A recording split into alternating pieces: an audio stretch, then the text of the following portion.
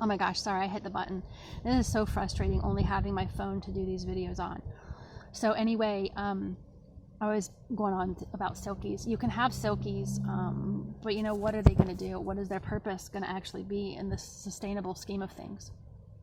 So that's the basic rundown of like the layers and how to be able to hatch eggs. So if we want to go into sustainable meat chickens, like Rhode Island Reds certainly could be, you would just have to think of, okay, this is how many chickens we're going to eat and how many we need to be able to sell, and then to kind of go on the low end of how many you're going to be able to hatch. So once you get your hatching or mothering, I guess, your broody flock, and then you get your producing flock together, you're going to know over time, maybe a yearish, about what you can expect from that. Keep records of all of this so you know what to expect.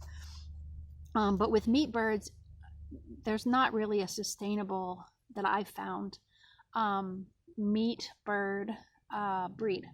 Now there's some that are more sustainable, like, you know, the Cornish cross, and they're great if you've got money and the system's working and you can get these birds from hatcheries or a neighbor or someplace, and you can run them and you can feed them because they can't forage.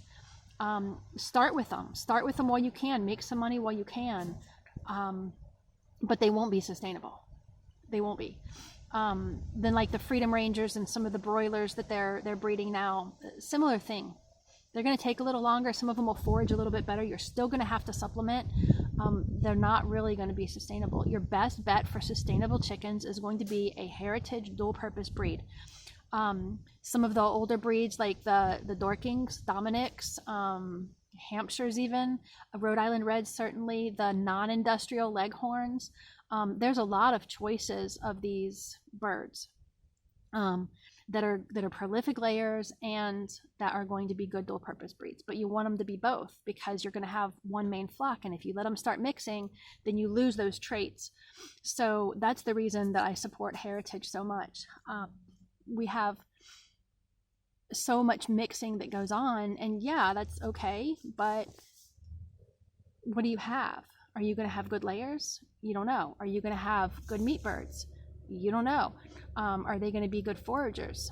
You don't know. So until you start having a breed and letting it just kind of mix within its own flock itself, it is survival of the fittest. But a lot of them, and you can control which ones are in there. Like, sorry, my nose just started dripping from something out here. We had, this one was a 30 bird flock. It had 3 roosters, and we've lost 2 hens.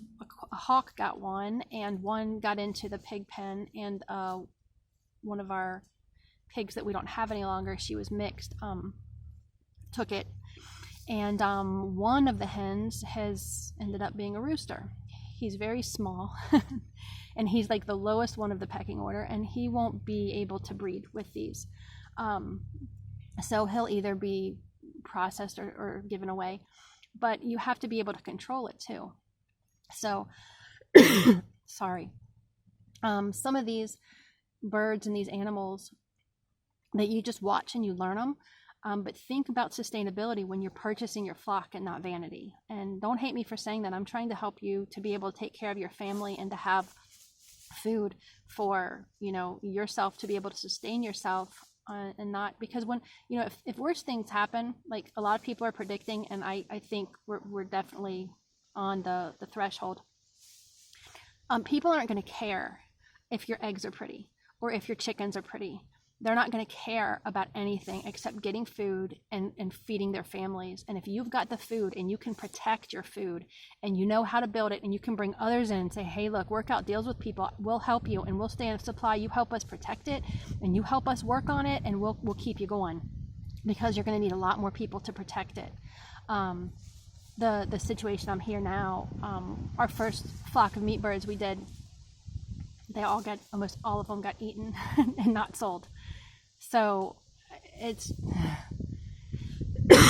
you just got to make a plan and stick to it, and know what you're doing, and go into it very thoughtfully and cautiously, because what you do in the beginning is going to determine what you end up doing and being, how your flock ends up being. You've got to make hard decisions, like the little bird, the kids are like, no, don't kill the little rooster. And I'm like, but we can't let it breed, and it's not going to breed anyway because the other 3 roosters are like, no, those are our hens. We don't know who you think you are.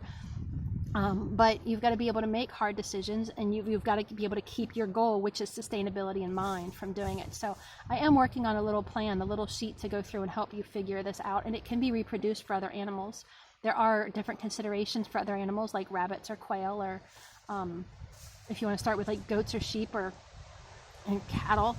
All of them are going to offer, different benefits and different challenges, but just keep your goal in mind. Your goal is sustainability, and then once you settle on that goal, stick with it.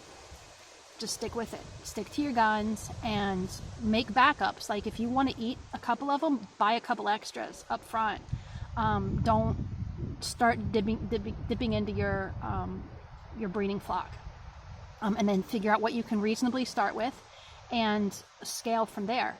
If you start with 25, go to 50 the next time, or if you start at 50, go to 100 the next time. Wherever you can start, the highest you can start, the better, obviously.